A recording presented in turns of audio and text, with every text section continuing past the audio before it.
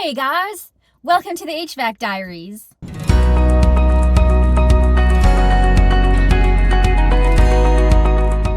Today is Friday, April 21st. I am your host, HVAC Jess, and this is my weekly HVAC vlog. Thank you so much for joining me today. How are you guys? How was your week? As you can see, I'm back in my work truck. It only took me a few hours and a few $100s to get back into business, but here we are. We had a fairly decent week this week. We started our work week at a packaging factory. It's actually one of my favorite factories that we work at because it's modern and clean and spacious. And I was actually laughing on Monday, everything is labeled. Everything has got a home. It's got a spot where it lives. And I love that. So what we were doing was we were replacing a floor standing chiller for one of their big printing machines.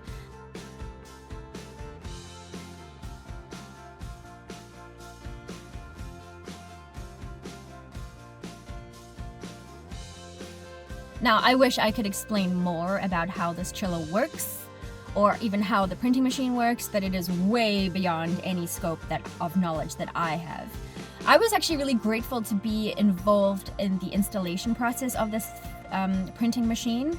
And when I say printing machine, it is massive. Like, it takes up an entire room. It takes about 6 months. 6 months! 6 months to install this machine. And it takes a crew from all over the world, these very specialized electricians and technicians and mechanics. They fly in from all over the world. They have to cut a 4-inch concrete slab out of the floor for this machine to sit on. And it takes a crane to put all the pieces together. It takes 6 months to install this machine. Anyway, it's way beyond my scope of knowledge. But anyway, we were replacing the floor standing chiller, and basically all of that meant for us was disconnecting the electrical and the in and outgoing water lines, getting the old one moved out of the way, getting the new one in, hooked up, and then running it to make sure that it works to manufacturer's specifications from the beginning.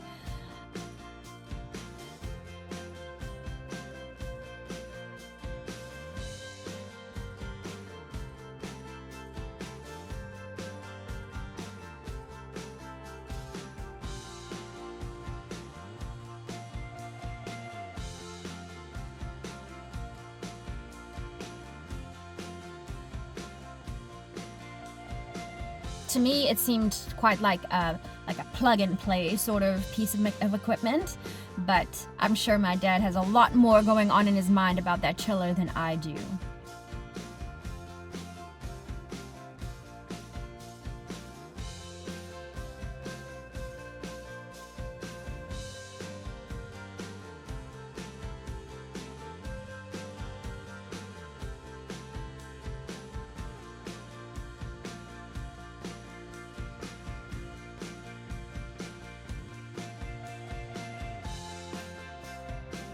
They have these like mobile washrooms outside. I call them the luxury porta potties.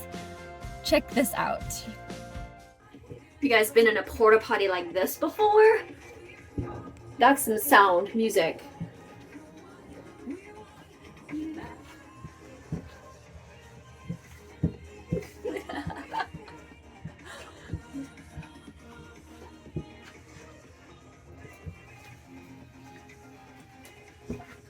There's even music in there. My brother and I spent one day together doing a day of maintenance services. So we had a few rooftop units, a few like indoor units, and then a few refrigeration units at my favorite local juicery.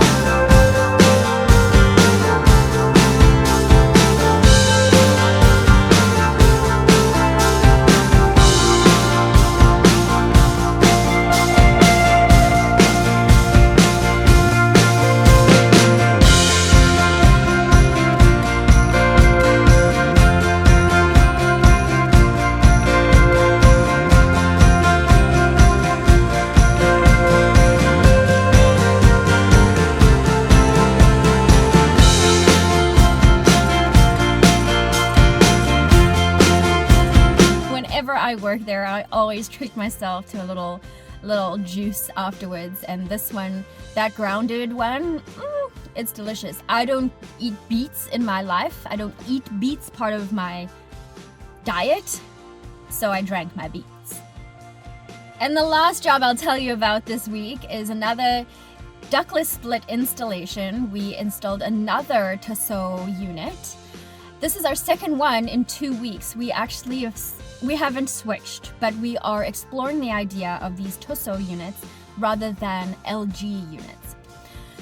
Funny thing about it though is last week we installed one in a small boardroom, and they're complaining that every time they turn the air conditioner on, it's turning the TV on as well. There's some kind of mixed signal or infrared signal that's getting lost. I don't know, but it's the strangest thing. So we just installed this Tosot unit here in this boardroom. And what we're finding is that every time we do anything on the controller, it does something on the TV as well. So it turns the TV on. Has anyone experienced this? Today we installed another Tosot unit, this time in a hair salon. We had a bit of a tricky line set run through the ceiling. We just had to maneuver through a bunch of like pipes and cords and all this, like it's always a nest up there.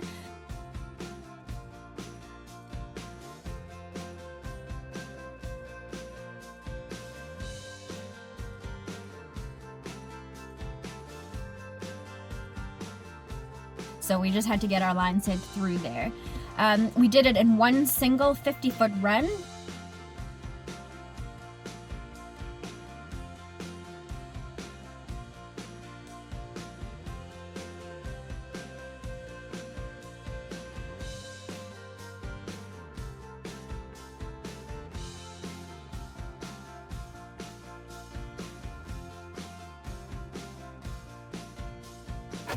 But you guys, we were like one single foot short.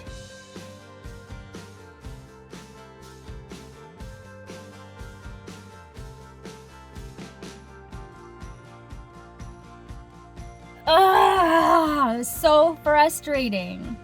And we installed a little condensate pump there as well because of just how this unit is located. And it's really cool. It's this little mini lime aspen pump that's literally like this size.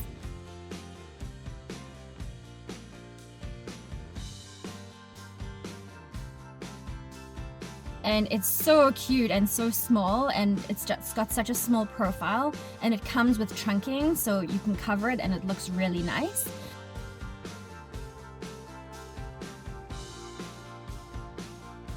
So once the electrician has done their thing, they just have to get a disconnect to the outdoor unit for us. Then we will return and commission it for them next week, and then we're done with that. My dad taught us, and this is his general way of doing it when we run a line set like that, and we usually tape the suction line to the liquid line with the control cable and also the condensate drain line. It's like a little tube. We we bundle all of those together. Oh, I'm dirty. Bundle all of those together.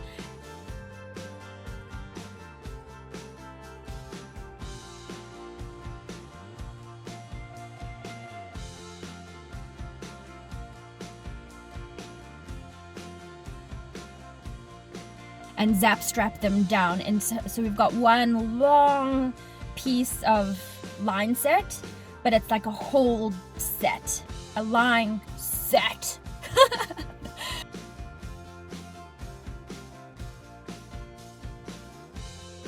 And then we do the shoving. And luckily there are 3 of us on this job. So one of us is on the very end pulling, the one is in the middle, like pushing. That's wrong. And then it's usually me on the end that's just pushing. And then as it's difficult.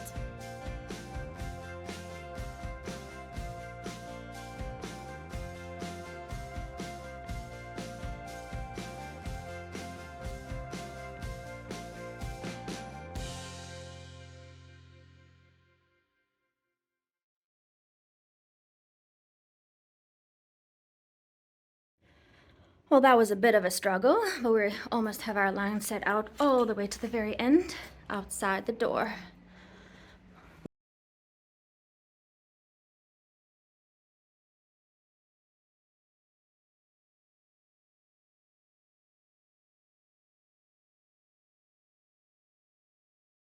And those line sets too, they come in a roll. They come in a 50-foot roll. And the next size up is 82 feet. And it's just so difficult to work with that bundle of extra coils because A, it's really heavy. And I've done it where I've actually lost my grip on the coil of it and dropped it, and it's just kinked the pipe, which is so scary. I never ever want to do that again. I did that on one of my first jobs ever, and no, don't drop the coil of pipes because it'll kink the pipe. Well, that's all I have for you guys this week. Thank you so much for joining me on the HVAC Diaries HVAC vlog. I hope you guys have a really, really awesome weekend and a good week next week, and I will see you next Friday. I look forward to seeing you guys next week after a really awesome week of work. Oh no, that lady is distracting me. Okay.